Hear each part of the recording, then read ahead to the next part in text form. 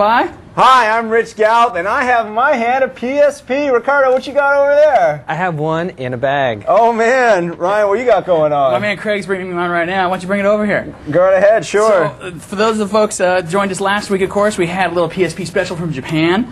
Me, Ricardo, Jeff flew over there to be there for the Japanese launch of the PSP, and it was something else, wasn't it, Ricardo? It was. I was really surprised. We have a great show today. We have not only more PSP info, because with that little bit we did with the PSP last week on the show, as well as the coverage that we had throughout the week, we've got nothing but tons and tons of questions and tons of people asking us more and more about the PSP. And so today we're going to show you a live look at what this little device can do.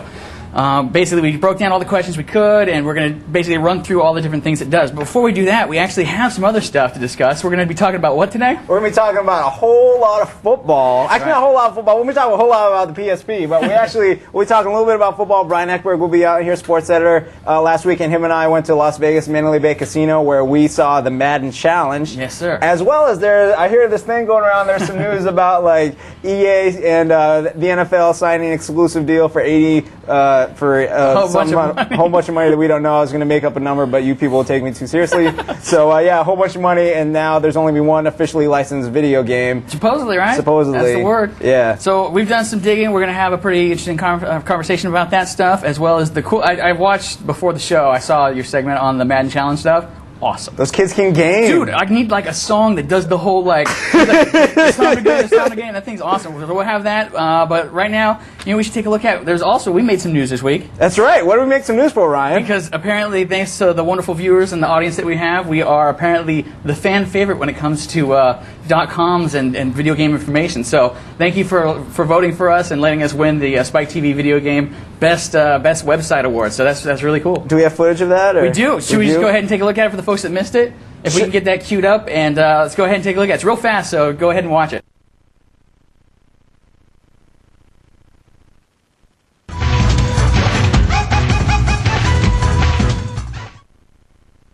.6 or 4.7 million votes, I think. Oh, yeah, really? It was something like that. That's crazy. Yeah, it's great. We respect all the competition, but thank you, fans, for making us, at least in Spike TV's eyes, your favorite gaming website, online webpage publication thing. So the other thing, you can tell I'm super excited today, and I can't tell you, it's like one of the questions that came in is like, why are you guys doing so much about the PSP? Well, it's like, you'll see in a sec here when we start jumping into it. It is just really, really cool. I can't tell you. It's just, we've had it now for what? For almost, I guess not quite a week. I guess it won't be a week until this weekend. Either way, we've had it for like a half a week. And the half a week that we've had it, we can't really stop talking about it. We can't stop playing it. Can't stop looking at it. So I've had one for about 15 minutes, and the whole show, I'm sorry, I'll probably just be looking like this because I got Ridge Racers in here, and I'm gonna be playing it the whole show. I got the crazy wannabe iPod headphones that look cool, and later on we'll be doing some Wi-Fi with this, right? That's right. We're gonna be definitely doing some Wi-Fi. We tested it out, and it is awesome. It does work really, really well. So let's just jump into it. We're gonna get into it, and we're gonna start. Let's go ahead and tell the story of what the magic of going to Japan and getting these PSPs was. I can tell you that I was like on the plane like this the whole way going, oh my god, I'm going to get a PSP. And so, Ricardo, tell us a little bit about the madness. The madness was, we didn't really expect it. Like, we knew we had to go, we needed to pick them up. And we'd never actually been to a hardware launch in Japan before. And, since there were going to be limited quantities and... Sony kept a pretty low profile on it because they didn't want to get people into like a blood frenzy or anything, waiting for them. I wasn't really sure what we were going to see, but like that night we were coming back, small group of people in line, maybe about 8 o'clock. Yeah, this is the line as it was. This is about 10 minutes to 6 a.m. when the stuff went on sale. Yeah. And these people started forming a line, like you said, the day before. Saturday night? Yeah, it was like 3 p.m. I think Jeff said he saw some people out there. And that 1202 you saw right there, that the gentleman was holding up, that was the number of people in line at that point. Believe it or not, when they started selling the PSPs, there was more people in line. Supposedly it got to be upwards of 2,000 people. Here's stuff you didn't get to see. This is stuff that we didn't get to send back because we had a limited amount of time. I was up until 5 a.m. as it was. This is the stuff in the store after you saw the one guy buy the PSP and they started selling more of them to people. The scene was just crazy. There were so many people. You can see the media's there. There's all kinds of people running around. This is the display right there where the PSP action is. You can see they got it running right there. They had one I don't even know if they have the one behind the glass there. I think somebody might have jacked it. But then there's, you see that there's Luminous, there's the games they had. There's only 6 launch games, right? Mm-hmm. So they had Luminous, they had Everybody's Golf. Also known as Hot Shots Golf here in the States. They had Ridge Racers. They had Vampire Chronicles. They had the Mahjong Fight Club, which is, we got a movie Mahjong Fight Club, just in case you wanted to see that. They got the Armored Core, or AC Formula Front. Yep. And the 6, yeah, that was the 6 right there. And it's like, there was the scene that you saw there in Japan, and those games, we busted them out. And of course, you can see on the site right now. I think Ridge Racers is still probably the most popular game. I think part of that is probably also we're getting a little technical difficulty there. But anyways, the other cool thing was that the Ridge Racers. I think the other reason that it's #1 on the site as well is also that video that you just saw, the PSP Madness. We attached it to that game space. Not to be unfair or anything, but it was just like that was the place that we put it. It was kind of crazy. But anyway, so that was pretty much the scene. Let's go ahead and take another clip, because after the line, we got to see the line, we got to do that business, but we also had our stuff on pre-order, just like a lot of people in Japan did, right? Yep. So here's a little bit of Ricardo from Japan telling you about that process as we were doing it. Let's go ahead and roll that clip. All right, so this is part 2 of our day. You just saw a little while ago, well, for us, for you, it's just like a quick cut if Mac edited it good. You just saw us checking out the first wave of units going on sale. Now we're doing the fun part, which is picking up our pre-orders around town. Not all the stores in Japan opened at 6 o'clock in the morning. This one opened at 10, so we've sort of been doing our thing, and now we're going to make the rounds around town and pick up our stuff. Yeah, I think so. It says ad hoc mode, so. Okay, let me ask. You're going to get one more later. Yes, okay.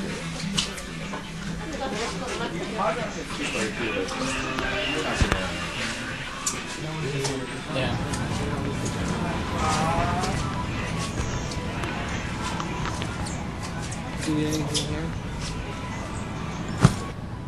So that was the business of the store when we were picking them up. That was just one of the stops we had to make. Because, of course, if you're going to be GameSpot and you're going to be doing some comprehensive coverage, you need as many PSPs as you can carry.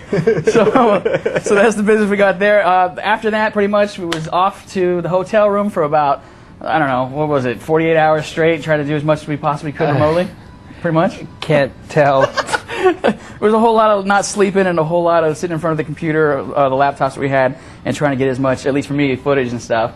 And you guys wrote up some really good impressions. I like the stuff that you guys had. Yeah. Why don't you tell the folks at home what fun it was getting footage?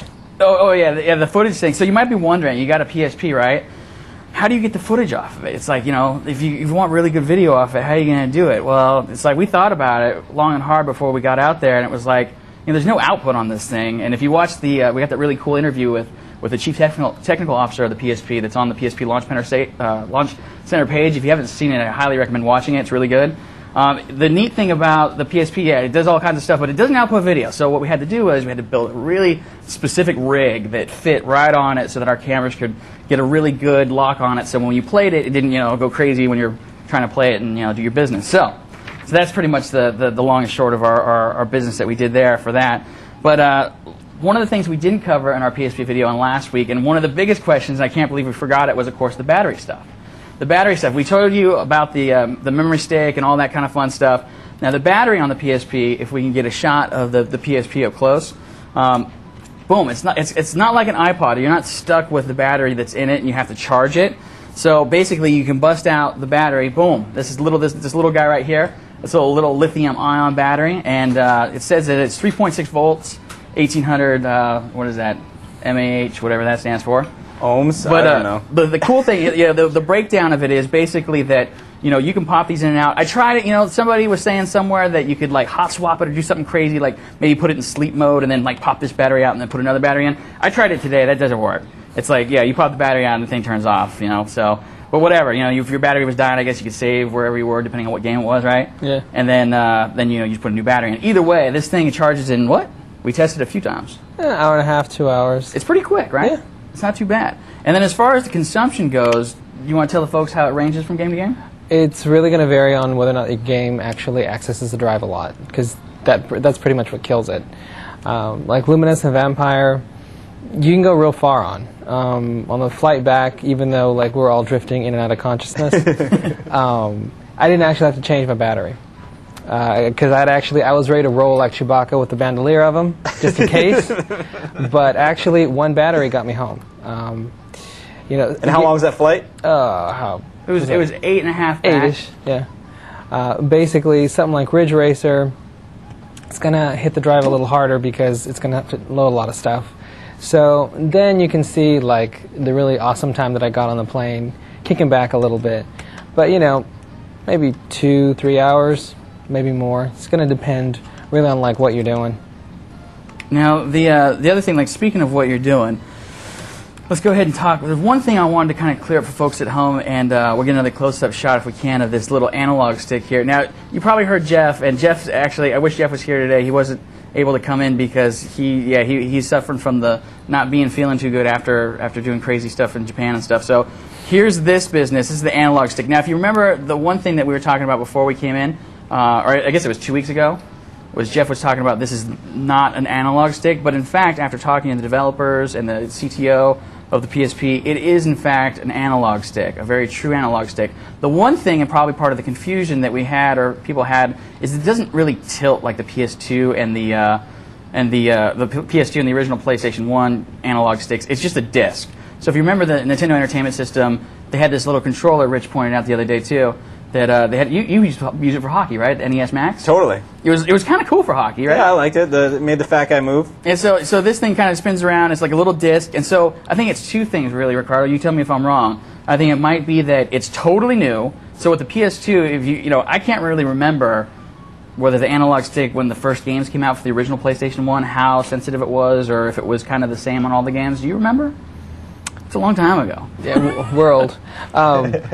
No, I think it always kind of felt that way. It always felt pretty solid? Yeah. So I was just guessing. It's pure speculation. I could be totally crazy. I think it's probably that it's something new. I think it's maybe something developers are all kind of trying out and getting used to and kind of running on themselves a little bit. And so maybe that's why there's some difference between some of the games. But no, it's true analog. It's just that it doesn't tilt. It just kind of slides around. And it takes a little getting used to. And we'll show you it in action in just a little bit. So should we move on? We talked about a little analog. Should we go ahead and show the folks a little Wi-Fi action? We ready to do that already? I think so. I think I've practiced enough. I'm ready to get destroyed. You got the Ridge Racer action going there? Unfortunately, I've discovered the hard way I can't read Japanese, so it's going to take me a while to probably find the menu. Give me While you guys do that, I'm going to pop in my copy of Ridge Racers and see if we can't get our... And so for the folks at home that hasn't seen these things up close, I mean, they're just, they're just smaller DVD cases, basically, or any kind of game case, and they just, have the UMD sitting there and pop out. The one weird thing is, like when you pop the UMD out, is like the UMD does have that open port like we showed you, so you got to be careful, because like if you aren't, you could actually kind of get your finger underneath there when you're popping it out and get your little thumb on the disc itself. But actually, I haven't done it yet, and I'm probably the most likely candidate to jack my PSP first. Although I'm currently using our man Homer's PSP, and Homer the other day he kind of dropped this. And I'm going to be honest with you, by the way, we're always taking your questions here on the spot. The GameSpot Complete Member Fill out the form of the question right now. But we have a question here from Mr. Shupon in New York City that says, have you experienced, seen, or heard about any of the rumored defects with the handheld? Like the analog nub falling off, buttons not working properly, music not playing in the right place, or the UMD popping out. Well, I know Homer dropped his and is working fine. Have you guys seen any defects or anything? Or I think one of them might have a dead pixel, right? Yeah, it's basically what's going to happen at a hardware launch. They got to get the units out, so every once in a while there's going to be some trouble. I know some folks are a little bit out of shape because they really threw down a lot of money to get these. But it's kind of the downside to being an early adopter, because I remember just about every system I've ever bought in Japan has had something up with it. So it's kind of par for the course. But yeah, there's reports of a bunch of different things going on. But other than that one dead pixel, we really haven't had anything. Yeah, not with us. But I've been checking online. There's some folks that are not happy. Oh, really? Yeah. Man, that's a bummer. Someone in the forums actually has a SIG of a disc popping out while someone's playing it. Oh, really? Yeah, I don't know who it is, but yeah, the UMD is straight flying out. Wow, that's crazy. But I would say that American consumers can take heart in that the PSP isn't coming out for some time here in the States, so maybe all this will be fixed by the time it comes out here? Yeah, I don't think Sony would really want stuff exploding on folks. So should be fine. All right, so I don't know if we can get a close-up shot of this business right here. I'll try to do my best to hold it steady and still for y'all. and we're going to try to get ourselves in a multiplayer match, right? So let me see if I can do this here. Bear with me here. Okay. It's the crazy, whole like reversal thing. So I gotta like figure that out. All right, here we go. You got some greasy thumbs, dude. Oh, dude, yeah. That's the one thing about the PSP that you can definitely say is that this thing will show off every part of grease on your body. Like, if you touch it with your hand, yeah, it's like you gotta wipe it off. So here we go.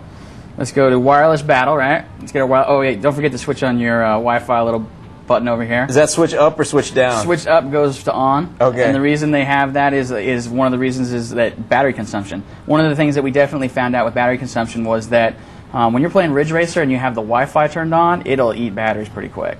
And any game actually that you're playing with Wi-Fi does juice the batteries a little bit more than usual. So here's the wireless battle action. We're going to go ahead and see if we can't get it. I guess, am I going to start this game? I should have one going. You have one going? Is that the second? I go down to join game? Is that this one? Yep. All right. I was trying to get mine yeah. started. I'm making like radar like mash here. Oh, I think I just found a game. Maybe. Mine's looking for the game. Host name blank. Battle 1. Hit it. Hit it. Can't quite see your screen now. Dot. Oh yeah, there we go. There you go. Okay. Whoever you is guys know. Xevious is in my game. That's me. Oh really? That's cool. So I think I've basically, been- what this says right here, what you're looking at over my shoulder, Richard's. is that this says I'm in the game and I'm waiting to play. The dot means wait. Oh, Damasi is in. Is it? Is that? Oh, that's me. Yeah. I'm the Damasi. These are clever names. Yeah, it's like I guess it defaults like in the videos that we have on the site from that first night that we were playing. You'll probably notice that I think one of the names was Xevious as well, and there was another one that I was totally Tekken. I think I was the Tekken guy. And so in that video, if you saw me and Jeff were playing, and it was awesome. Actually, Ricardo was in that battle too, but me and Jeff were doing like these crazy 360 spins. I'll try to do it here too. These cars are locked. Which car is good? The red one, the blue one, or the pink one? I like the red one. I'm going blue. All right. And I'm a wimp, so I'm going automatic. That's fine. Now the one thing is like I think a lot of people, even right now, it's like we're showing the PSP off pretty up close and personal. I don't think until you actually see the screen yourself that you realize just why everybody's freaking out about this thing. When you finally, and we're in the match, right? Jim, you want to re-white balance that? Because we'll get the color. Now Alright. hold this rock steady. Later. You say later, yet my screen says position 1. There you go. That looks better, Jim. And now Who's Xevious? That's me.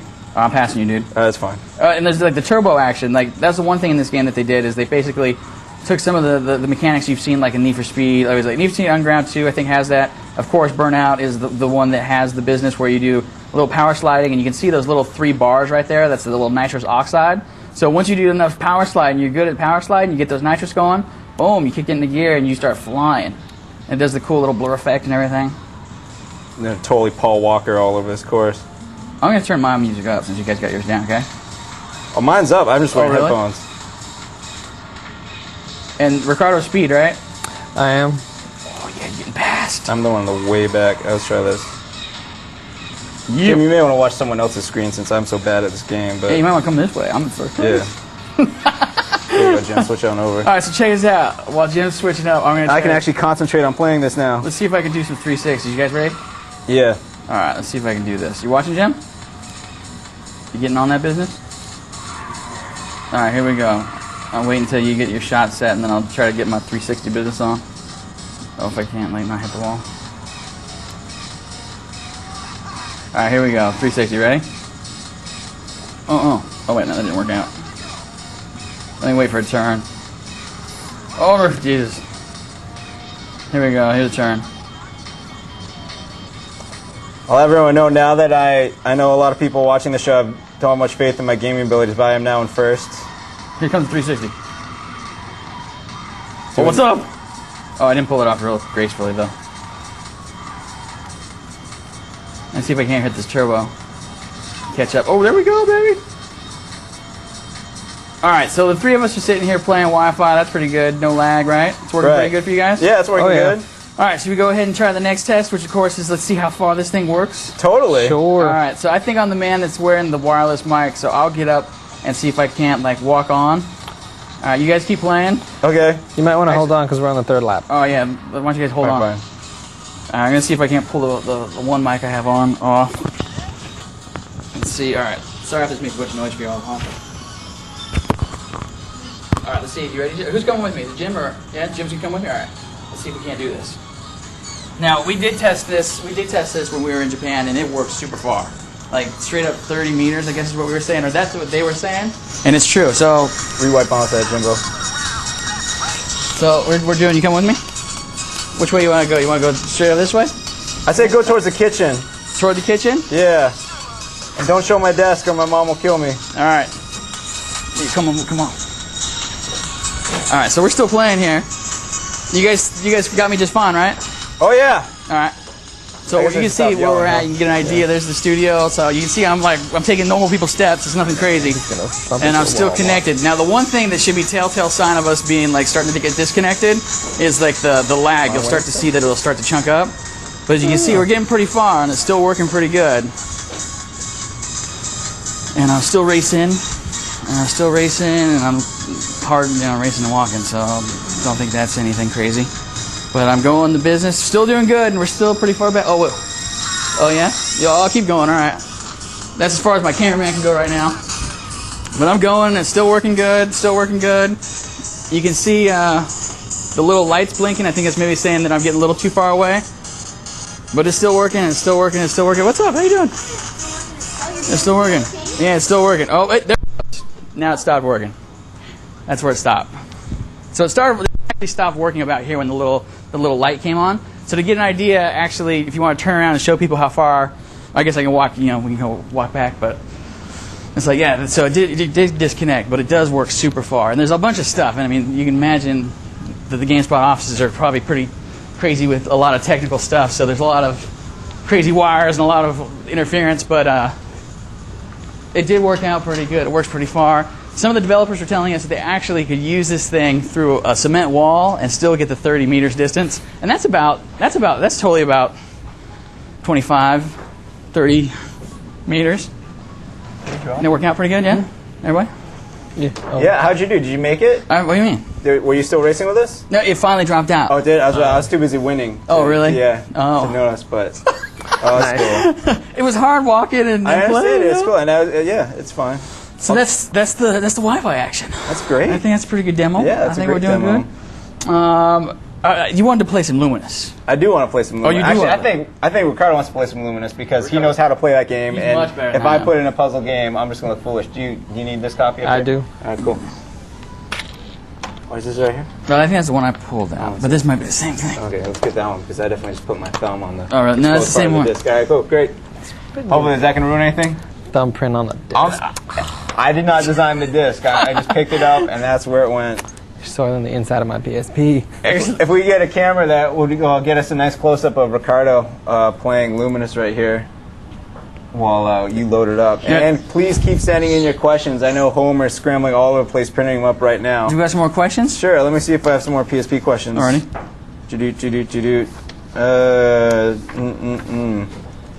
Now, the one thing we're going to show you while Rich looks for questions right after this is we're going to show you some of the video action. Actually, while you're doing that stuff, if you guys aren't ready, I can show the video now. Sure, show some video now. Because I'm like, Yeah. I'll show something now. All right, Jim's back. Oh, Jim's over here. Yeah. Sweet. All right, so check this out. In a second, I will get up and show you actually the process of putting stuff on the PSP, because I know that's been one of the other questions that we've been getting a lot of, is like, hey, how long does it take to transfer and all that other fun stuff. And you can see I got to wipe my screen off because, like, man. And you can use the cover. The case works pretty good for wiping Does it it? off, right? Yeah. I'll wipe it off. Although You still need it? Yeah, but it does work nice. hey. All right, so we're going to go ahead and get out of this game and go to the home. That's what the home button for. You hit the home button, and it takes you back to the main menu screen, and it tells you please wait. And it kicks you over here to the main menu, and if you've got yourself some business in there, like some, and I'll show you what I got on here. I've got some video. This is of course the video that we did while we were in Japan. You've got a bunch of stuff that you can do here. You can hit the triangle button, and you can go into screen mode, and you can tell it I want it to stretch to full widescreen.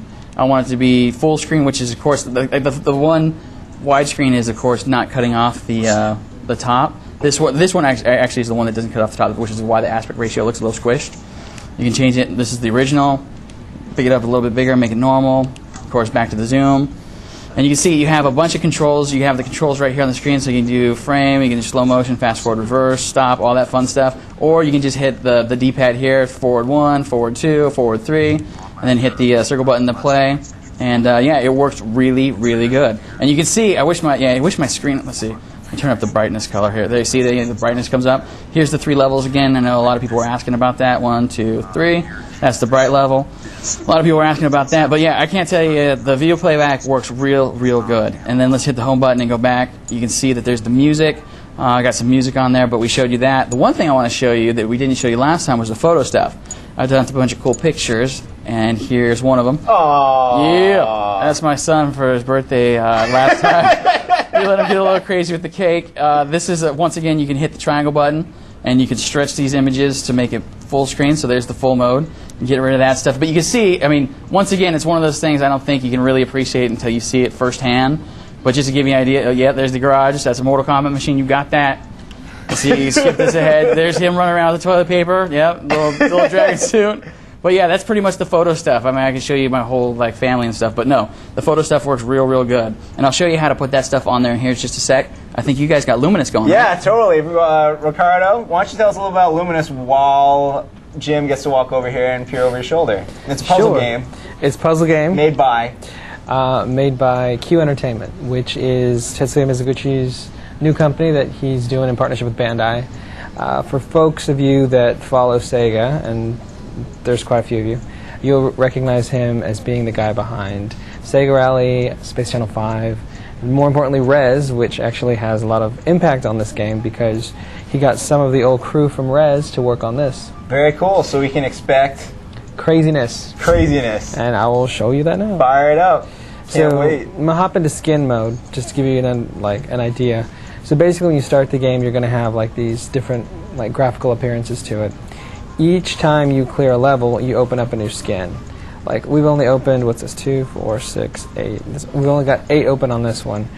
But each skin is tied to a song because as the song finishes, it'll load up a new song and all the graphics will change. And the crazy thing is, we're talking to him and he said it was 40? It was 40 or 50, actually, yeah. It's 40 or 50 skins to unlock. I will tell you now that we do not have those yet. It's a hard game. But yeah, the game itself it's just really easy, but it's deceptively. But it's not. It's you get the concept, stuff falls down, you put it in order, and you try to get it.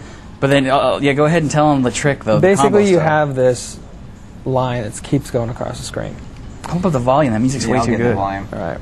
So you got your grubby hand, my PSP. I'm going to have to shine it now. Your screen is actually nice and clean. Yeah, that's why I didn't touch the screen. I don't let people touch my stuff. So basically, this line goes across and it erases, a group of 4. If you can get variables of it, you can have even more. So, check it out. I have 2 there, and I'm about to drop a 4.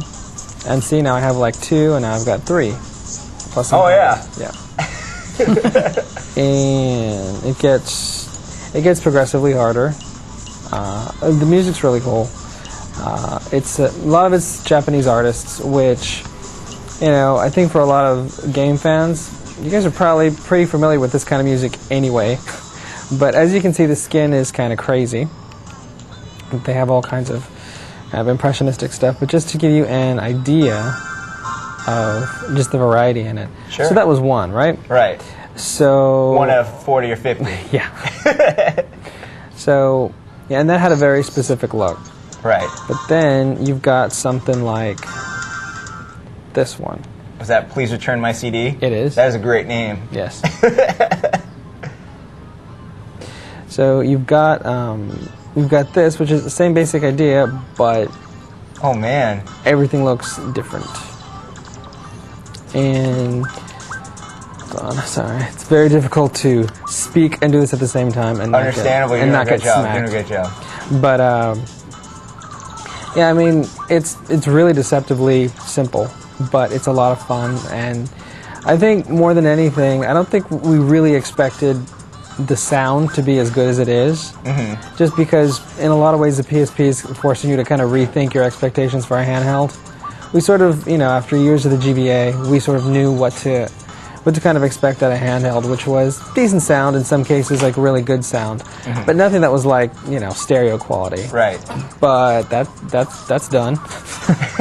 Now I have what might be a basic question. Yes. While you're playing this game, I know you play Tetris. You're trying to get X number of lines. You play Dr. Mario. You're trying to kill X number of viruses. What goals are you heading towards here? Clearing all the boards and unlocking all the skins. Okay, so how long does it take? What do you have to do to clear a board? Do you have to score a certain number of points? Or? Score a certain number of points and basically outlast the song. Oh, okay. So the game runs for the amount of the song, not for... Yeah. And So- it looks like it'd be kind of hard to fill up that whole board. You would think, But- but this is actually a pretty decent level. Okay. The harder ones, no, full. Now, there's also a multiplayer component of this game. There's like there's one simulated and one true. Okay. The simulated is like versus CPU. Uh-huh. It's basically you against CPU characters that plays pretty much just like the traditional multiplayer would. And the goal to that is really, it's a nice twist on it. Basically, every time you do combos, you make your part of the screen, because it's divided in half, you make your part of the screen inch a little bigger. Oh, that's nice. So the goal is to basically mash out your opponent to where they've got no space Just and they squish them completely off the screen. and they have no choice but to not be able to get rid of all the blocks falling on their side. Nice. So yeah, It looks really simple, but as I bet it gets really complex in a hurry. it's kind of insane. Great. Yeah, Are you up for taking some questions? sure. Cool. Well, Ryan gets his PC loaded so he can show you how to encode stuff. Here's a question from Alex in Sweden. He What wants up, to Alex? know, how's it going, Alex? The PSP is wondering, does it break if you get your thumbprint on the PSP disc, or does maybe it lag or something? Now, as you may have just seen moments ago, when I picked up Luminous, I put my thumb right on the disc. And Ricardo, how's it going? Seems fine. It seems fine. Now, is that something you would feel safe trying to clean off, or Probably not so much. probably not so much? But haven't looked at it yet. Maybe get a cloth or something. You never know. Is that, now, in your professional opinion, is that something you see them addressing with the U.S. launch with these discs? Are they going to put some sort of gate over that, or are they just going to leave the disc exposed like that? Or I don't know. They might leave the disc that way, because for the most part, nothing's really changed that dramatically between, U.S. and Japanese launches of hardware to the point where Right. they're going to change the actual media. I think that would take too long to do. I've heard of some, let's see, this is from one of our mods, 3, he spells his name with 2 number 3s at the end, which is very clever. He's in Canada. I've heard of some horrendous loading times with some PSP games. Any truth to this? Yes. There are some games that will definitely make you wish they loaded faster. And it is kind of a bummer, but it's also first-generation software. Mm-hmm. So, again, it's one of those things where you take the good with the bad, and if you're going to be the first kid on the block with this, that means you're going to have the first software that, probably could have been optimized a little better. Cool. And I just got a whole bunch of questions here. James in Milford, Connecticut wants to know, what kind of titles can we expect to be out by the time the PSP hits the States? Well, for sure, I think a lot of the titles that you're seeing out in Japan at launch and in the weeks following the Japanese launch are pretty much safe to assume that at least some will be here. Mm-hmm. Like, we were talking to Mizuguchi, and they're hoping to bring Luminous out at some point. So, if you see it in Japan, it's like anything. If you see it in Japan, odds are somebody will probably pick it up. Even Mahjong Fight Club? Don't know about the Mahjong Fight Club. Thomas Robinson in London, he says, there are a lot of buttons underneath the screen. There seems to be a lot of them, and I was wondering if they get in the way or if you press them accidentally while you play. Now, I see 7 buttons, and I can't tell you what all of them do. Start and select are obvious. I'm guessing the little music note. What's that do?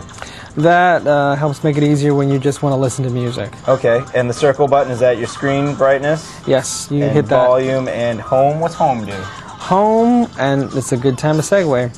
Anytime you're in a game, just press the home button, and it's like, do you want to quit the game? Yes. And it will take you out to the main menu on the system. So say maybe if you want to check, if you just want to switch between a game to watching a movie or listen to some music, you can do that. Oh, that's nice. Oh, now your background, did you set your background to look like that, or is that because you have Luminous? Oh, that was Luminous made that happen? Oh, you do? All right, fine. Well, I'm not going to get in Ryan's way of talking about backgrounds just yet. We'll save that for you, Ryan. Okay. All right, let's see. More questions on the PSP. Kikomon in Atlanta wants to know, have you been able to watch a movie on the PSP yet? If so, how do they look? We really wanted to, but somebody couldn't encode it quick enough for us to get on Whatever, the I plane. got that one movie on there I showed to people. The movie that Ryan just showed right there looked pretty solid. I'm sure when Ryan gets back, he'll tell you all kinds of resolution numbers and everything like that. It looks pretty good, and it seems pretty easy. I just wanted to see something on the plane. Yeah, I'm sorry. I guess you just had to play games instead. Poor Ricardo. Yeah, well. All right, let's get some more questions here. Jay in England wants to know, is there an official UK release date yet for the PSP? Nope, you want to refer to your friendly neighborhood local Sony branch. Oh, there you go. That'll work. Everyone wants to know about dead pixels, and you said we only had one dead pixel in how many systems? We've had one dead pixel in one right now. Cool. Are we ready to go over to Ryan? Jim, Yes, you sir. can work your way over to Ryan right now, and we'll take one more question while you make that walk. If go that way, that'll be good. Chris Brown in Phoenix wants to know, if I were to buy the Japanese PSP, will it be able to play US PSP games when it comes over here? That is the mixed blessing, because it can actually, right now they're saying that there's no region lockout. So this thing is going to be able to play American games and Japanese. So that's a really bad thing if you're trying to talk yourself out of like throwing down a ton of cash and importing it. So there are no ill effects if you imported one right now that you can tell? Really? Except the fact, in Japanese it'd be hard to read. All right, fine. That's true. Jim, you can walk right through. It's cool, dude. I don't mind. Can you tell us more? Ricard Ginnerstedt in Sweden wants to know more about that little knob or disc on the PSP. Do you know more on how it works exactly? Analog stick. Is that basically? It's hard to show. It's a flat little disc, and you just basically you push it in whatever direction you want. It goes around in a whole circle. It doesn't click down. It doesn't tilt. It's just a flat disc that you put your finger on and you move it around. That's basically the best way I can describe how it works. Did I miss anything? It has little bumps on it. Nicely done. Thank you.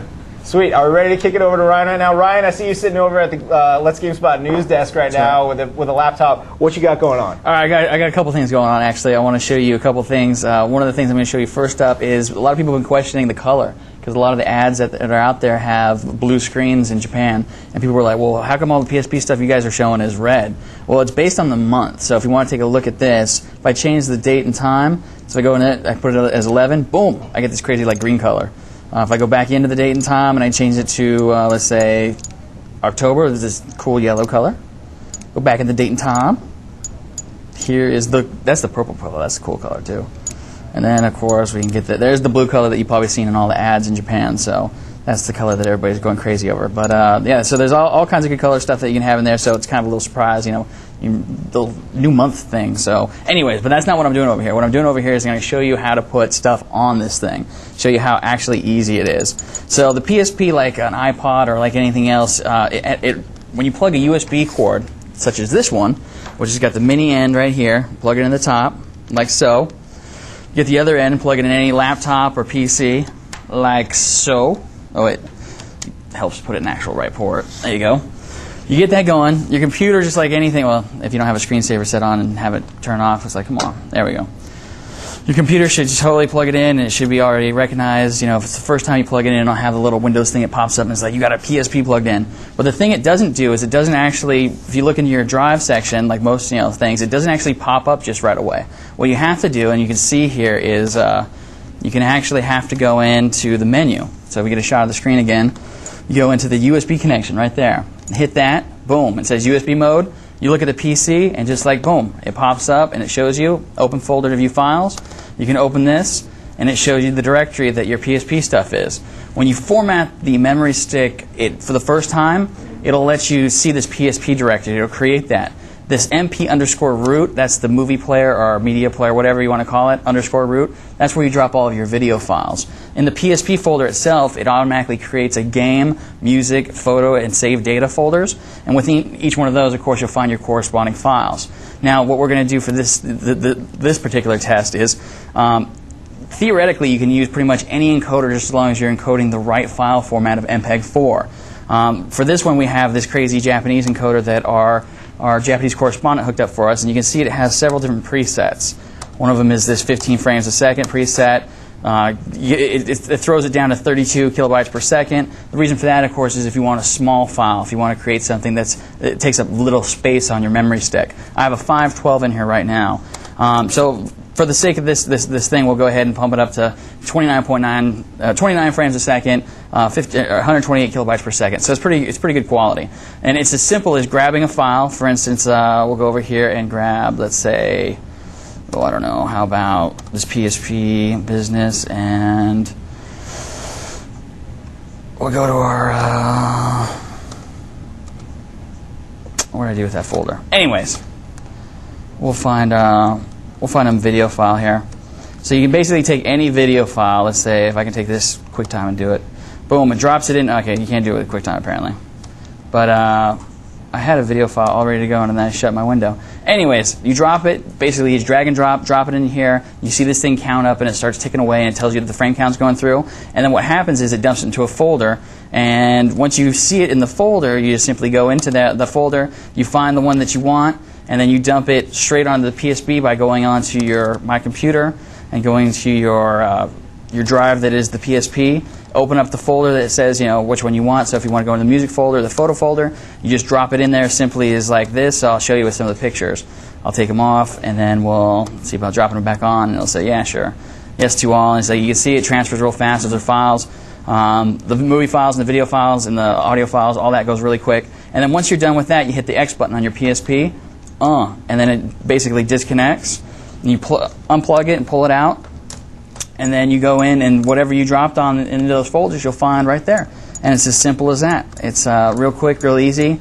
The only thing that's tricky at all, in all honesty, is the file format, or I should say the naming convention for the video file. But enough about this. I think we're going to throw it back over to these guys, and I'm going to join them in just a sec. So, Rich, take it away. Wonderful. Wait, you're not Ricardo, you're Brian. What's going on, Brian? My hair fell out. Due to the magic of television production, we now have Brian Eckberg here. Brian, and what are we going to be talking about shortly? We're going, you and I were in Las Vegas over the weekend to cover the Madden Challenge Finals, and $50,000 went to the winner, and we had a great time. And that leads right into the big announcement this weekend, or actually the beginning of the week, when EA signed an exclusive 5-year deal to have exclusive NFL rights for the next 5 at least Madden games coming up. So it's big news at the end of the year. Well, before we get on to that, let's see what happened last weekend at the Mandalay Bay Casino right now. Hey, what's up, everyone? GameSpot Sports is here at the Mandalay Bay Casino in Las Vegas for the 2004 Madden Challenge Finals. 32 of the best Madden NFL players are right here competing for $50,000. What time is it? Game time! What time is it? Game time! What time is it? Game time! What time is it? Game time! Any dogs in the house? Any dogs in the house? Any dogs in the house? What time is it? Game time! What time is it? Game time! What time is it? Game time! Yeah! That was the scene on Saturday, but the night before the tournament, a celebrity event was held at a nightclub at the Mandalay Bay Casino. Current and former pro athletes such as Kyle Turley, Jeremy Newberry, Lennox Lewis, John Sally, Brian Cox all made an appearance, as well as that guy from Entourage and the teacher from Punky Brewster. Some even taking on the Madden Challenge finalists in a celebrity pro-am, where contestant Anthony Booker T. Mims triumphed over Jets cornerback and 1999 Madden Bowl champion Ray Mickens. With nicknames such as Young Nephew, Ghost, The Secret, and The Natural, the roster of Madden Challenge finalists represented a tight-knit group of talented gamers. Many of the contestants in this year's finals had been there before, as the field of finalists included 2003 winner David Sandman Sidechick and runner-up Eugene Big Gene Williams. Also familiar were the teams used in the finals tourney, the most common by far being the Michael Vick-led Atlanta Falcons and the quick strike touchdown machine, the Minnesota Vikings. At this level of competition, winning games often comes down to who can exploit some of the inherent weaknesses of this year's version of Madden. As last year's winner Sandman explains, there's plenty of exploits to be found. There's a juke glitch where you kind of angle yourself to the sideline and you juke with R1, so you can just completely run for a touchdown if somebody doesn't try to make the tackle. Then there's also the, we call it the quicksand glitch, because you just constantly formation audible and all your players get fatigued and they run slow. But that's outlawed here. They turn fatigue off, and that stops the glitch from happening. it's not like somebody comes up with a new glitch. Everything's always out there, so we're just doing it to each other, and we've got to find out the ways to stop them. The most of the attention was reserved for the Madden tourney. A concurrent NCAA football tournament was also held over the weekend, with 16 contestants from universities all over the country. Florida State's Jesse Hannanen won out, taking out Clemson's Michael Hawkins in commanding fashion to bring home a $10,000 prize. The competition may have been just as fierce as in the Madden tournament, but the vibes seemed a lot friendlier. NCAA is kind of cool. Like we were all talking at breakfast, and everyone's really cool. You know, we're all in college, we're all here having a good time. But the Madden guys, they're playing for 50 G's. We're only playing for 10. So they're a lot more serious than we are. The finals of the Madden tournament between Antoine Pretty Boy Williams and Eugene Big Gene Williams was an interesting matchup of two different styles. Pretty Boy being the specialist with his deadly juke move, and Big Gene showing a more complete game on both sides of the ball. The match even had a touch of controversy when, midway through the third quarter, tournament officials discovered an illegal substitution by Pretty Boy Williams. In an unprecedented move, that TD was erased from the record and the game was reset to just before Williams' last score. In the end, Big Gene Williams prevailed, redeeming himself for 2003's second-place performance. His varied offense and accurate defensive play clearly earned him the title as Best Madden Player in 2004, and a cool $50,000. I felt kind of good. I think I only played one part of my game bad, but other than that, I think my defense was great, my offense was great, my time control was great, time management, everything was great, except for one part, my execution at the end of the game. I need to execute a lot better. But hey, $50,000 to do. So there you have it. The 2004 Madden Challenge here in Las Vegas is over. Little controversy, a lot of fun though, and Big Gene goes home as your champion with $50,000 in his pocket. For GameSpot Sports, I'm Brian Eckberg. That's some nice work there, Brian, reporting live from the scene like that. First you're on NPR, now you're on the casino floor, Mandalay Bay. It's just the lifestyle, man. It's all about the lifestyle. Those kids could play some Madden. It's like they're not even like they probably don't know that much about football, but they know how to take advantage of the game and the weaknesses in the game.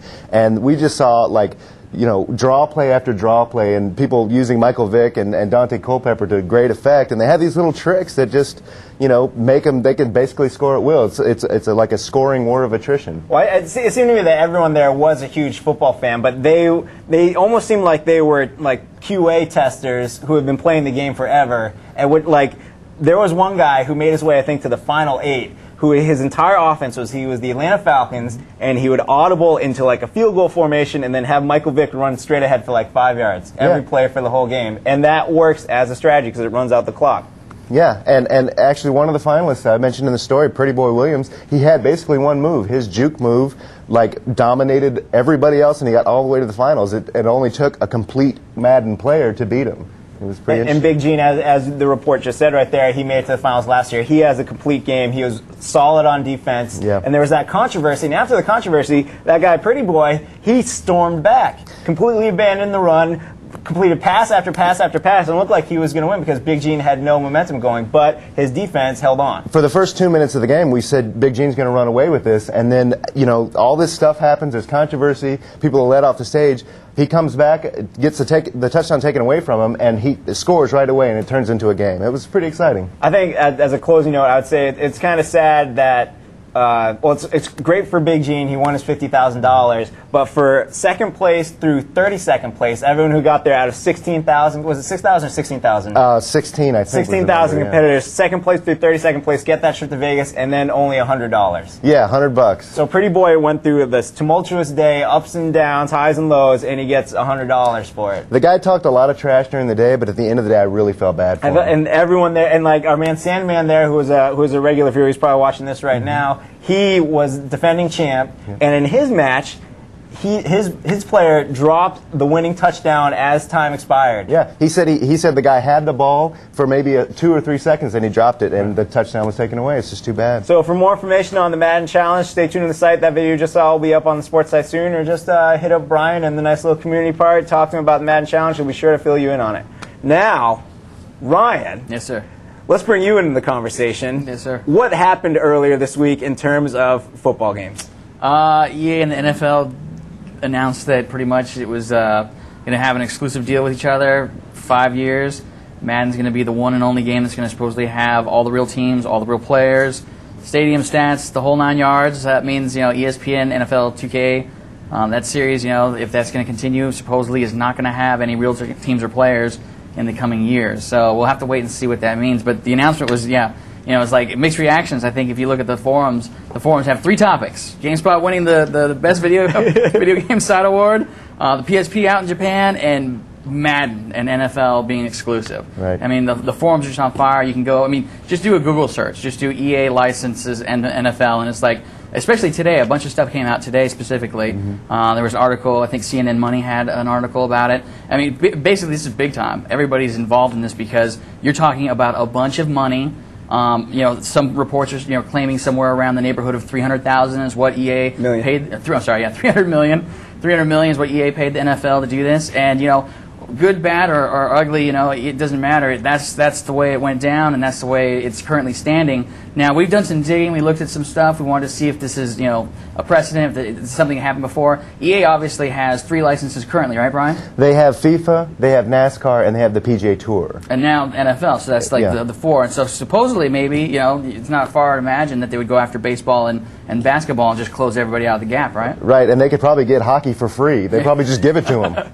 yeah, hockey knows all the help they can get right now. I'd put in a bid for that. Yeah, $10. Sure. My first bid. I got 10. I got 11. So I guess the one question I have for you guys, and the question I ask myself is, is this a good thing? Is this a bad thing? Is this, what does this mean for gamers? I'm a huge football fan. I love my football. Whether I like my NFL 2K better or whether I like Madden better, it doesn't really matter. At this point, it's, there's going to be one game out there that's going to have the realistic stuff that you want. So what do you guys think? Is it good for the industry, or is it? Well, the first thing I thought when I heard the news was, wow, is there a better endorsement for NFL 2K5 than EA effectively destroying the competition by buying the NFL? I mean, it just goes to show you, what strong competition that game was, both in content and the price that it came out at for $20. Is it a good thing for football games? Probably not. I mean, you're talking about any time there's a lack of competition, oftentimes it follows just a lack of innovation. Right. And I'm not saying that EA may not, they may not rest on their laurels, but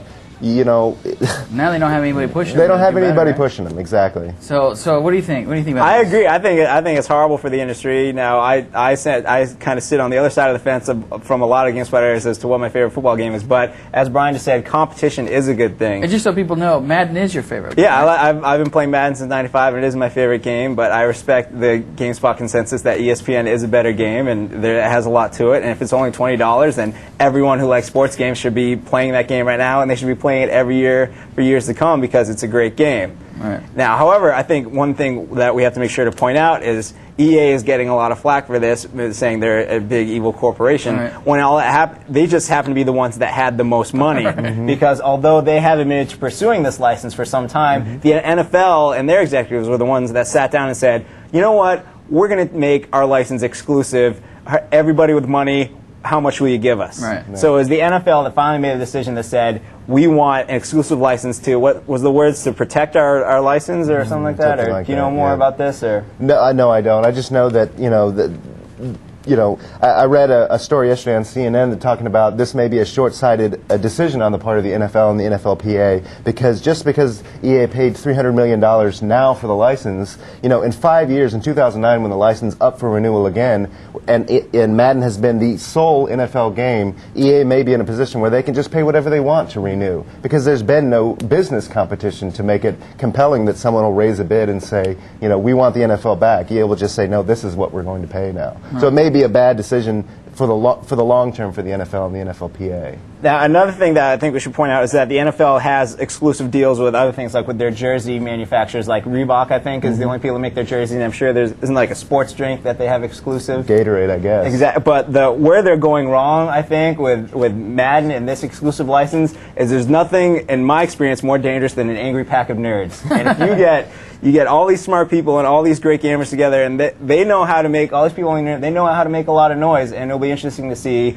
who listens. Well, there's been tons of petitions online. We've seen, I've been asked to sign about 1 billion petitions, and it's people it's want... It's a firestorm, right? Yeah, they want their voice to be heard, and whether it'll make a difference in the long run, who knows? But right now, people are angry. And now, one of the things we started looking at was to see if there was actually a precedent or if there was anything like this in the past. And like we said, EA does have licenses, other companies do have licenses, but one that's kind of similar to this story is something that happened in Japan in 2000. Konami, for those of you who don't know, Konami actually bought the rights to the Japanese Professional Baseball League. They had it, and basically they did the same thing. They kind of sewed up the rights to the players, teams, and all that stuff. And depending on what you look at, there's a couple stories that you can find out there. We did try to find out specifically all the stuff, and we did see, Konami, if you go looking, you'll find Konami's official response to this particular story. They basically had it all sewn up, but there was a whole bunch of people, Japanese Fair Trade Commission, there was Square, certainly, who had that really cool, realistic-looking baseball game for the PS2, if you remember it. It looked really good when they first announced it because it looked really cool, and then we got a hold of it and it didn't play so great. But either way, it was a game that they were promoting that had the real teams, the real stadiums, the real players, and Konami was like, whatever, you can't do that. We have the exclusive rights to the license. So if you look, you'll find some stories, and basically the way it played out was in the Japanese, there's some court action that happened, but ultimately it came down to the fact that, Konami realized that they had paid all this money for this license, but what they could do is they could license it out to these other companies. And so they were, Square licensed it out, and they had the stuff in there. And there was also some other interesting things surrounding that. Basically, there was some talk as to whether stadiums, are they, can you really have the rights to the name of the stadium? Right. But at that point, does it matter? If you don't have the teams and the players and the logos for all that stuff, if you have something that's alike, does it really matter if you have the actual stadium name? I don't know. Heinz Field 2K6 sounds pretty cool. But yeah, so there is some precedent on that. Whether you look at that and look at what we have going on today, there is some stuff, and it'll be interesting to see, no matter how it shakes out, if this is truly going to be the one and only NFL football game for the next 5 years. It'll be interesting to see, because you remember, you can tell me, actually, you can tell the folks, there was a time even Madden didn't have the teams and players, right? Right. I mean, I think it was, 93 or 94 that they first got licensed to use the stadiums and logos, and then the year after they, back in the Tecmo Bowl days, we weren't using Jerry Rice or whatever. We were throwing to number 81 or whatever, or number 80, whoever it was, and they finally signed an agreement with the NFLPA to use those names. So license disputes are nothing new in the industry. It's just now it's just a really dramatic new twist in the story. Right. And it happens to be with one of the, if not the biggest game in video games, right? It's crazy. It is crazy, and it'll be interesting to see how it all shakes out. It's hopefully there will be another football game, be it ESPN or be it some, they bring back Fever or something like that to fight the good fight. Make a new Tecmo Bowl, Please. Yeah. Mutant League football, anything. Make a football game. I mean, there was some responses. Like, for instance, you're talking about making more games. It's like Midway came out right away, and they were just like, okay, whatever, yeah, fine. We're gonna make Blitz, and it's gonna be even crazier now that we don't have the license. There's gonna be all kinds of stuff flying around. Yeah. So there's one comment on it already. You look at I guess Sega, they did comment on it too, or Take-Two in fact, and they were just like, yeah, this is bad. This is not necessarily good for the industry as a whole. We actually did try to contact Visual Concepts, or I should say Sega, and see if they had any comments on this, and they declined at this point. Understandably, probably trying to figure out what they're going to do. Yeah. If I was there, I would be trying to figure out what I was going to do too. I can't imagine though that just because EA's wrapped up the Madden license, that football games are dead, because it's too popular a sport in our nation. I mean, people. It's the argument, is America's pastime baseball or football? Well, in the video game world, I'd argue it's football. Right. And the market has room for more than one football game. And so we'll see others, Hopefully. Yeah, totally. Yeah. So would you guys play a game if it didn't have the real teams and players? Oh, totally. Yeah? Yeah. I mean, as long as if it was a realistic football game and if it was a good, solid game, yeah. I mean, I own both ESPN and Madden, so yeah, I play both of them. They're both good games. Yeah. Sure. And people play Winning 11, the Winning 11 series, and that's not had the official, the FIFA's wrapped up that with the EA, and people love the Winning 11 series. So, we might be in there adjusting the rosters and things like that, but people love it. I know. I definitely want to hear from you folks at home. That's why I want to open it up today. On the spot at GameSpot.com is the email address for everybody. I want to hear people send in your questions, your comments, anything about the NFL, EA license deal, as well as the PSP. I'm getting the sign to wrap it up here. We have 4 minutes left of tape, Dave says. Okay, so how about we just take the comments we already have right now? All right. Mr. Chupon, New York City, this will be the only question. He has a good one. How much do you think EA's financial investment in the exclusive rights to the game affected their bottom line? Basically, I think is what he's saying is like, how much money was ESPN stealing from EA to make it worth to invest $300 million or whatever it is over the next 5 years? I don't know, but I can't imagine it was $300 million. That was the supposed. Well, they were, in May, I heard rumors of $1 billion. That's right. They had that in Sports Business Journal or something. They had to run a retraction. Right. So it could actually. Oh, really? If it's anywhere between $300 and $1 billion, I don't think EA would have made this decision if they didn't think it was going to be worth their time and their money. Right. So it may affect them short term, but in the long term, I think they knew what they okay with doing. Right on. Cool. Let's give out some stuff. Excellent. Let's do it. All right, quick announcement. First of all, before we give out stuff, this is the last show before the holiday break. We'll be back. We'll be back in January. That's right. Sure. We'll see you then. So send in us a good 2 weeks worth of questions. We'll see the best of them. Last week we gave away some Star Wars posters. Mr. Roque Bernardus Neto in Goiânia, Goiás, Brazil. I butchered that terribly. You won yourself some Star Wars posters. Congratulations. Brian and I have right here to give away the official banner of the Madden Challenge. Freshly stolen. Torn straight off the walls on our way to the airport. If you'd like to win one, send in using the form you see on the page right now. As a GameSpot Complete member, I want you to put your full name, your mailing address, and I want the nickname that you would have if you were in the Madden Challenge. We saw Young Nephew, we saw Big Gene, we saw The Natural, we saw all kinds of great nicknames. Send in yours. Ryan, what? I'd be Big Grandma. You'd be Big Grandma. And I think we might actually have some pictures of a couple of the PS2 winners. Oh, that's right. Good call. Do we have those queued up real quick? Let's go take a look. This is Mr. Wolfhope, I think. Jeff Wolfhope, I think that was his name. He won his PS2. And this is Galen Wiley of California. And Galen is donating his PlayStation 2 to Penny Arcade's Child's Play. Oh, wow. So the needy kids will get to play it. And Galen has a nice... that's a nice thing to do. That's a nice thing to do. Nice gesture, and everyone else, I'm sure you feel a little bad inside because you're keeping yours and playing it. Anyways, before Dave shoots us all, I got this crazy cool Metal Gear Solid 3 fake album CD soundtrack that we got from Japan. It's got one song on it. It got some program stuff that's got some cool pictures of people. Got some and stuff postcards and stickers and a little action figure, Kubrick action figure. Metal Gear Solid thing? Yeah, no, not the paper. How are you giving that away, Ryan? We're going to go ahead and take the first person that sends us a thing in that has the ultimate last bad guy in Metal Gear Solid 3. If you know the name of that person, send it in. With your mailing address. Boom, mailing address. Great. Should we get out of here? We should totally get out of here. All right, so next January, folks, there will be a lot of great games coming out. Mecha Assault 2 is coming out over the break. We got a copy of Jungle Beat we'll be playing next time on the show. All kinds of crazy PSP and DS madness for all of the crew who worked so good at the show. For Ricardo coming by, Brian for coming by.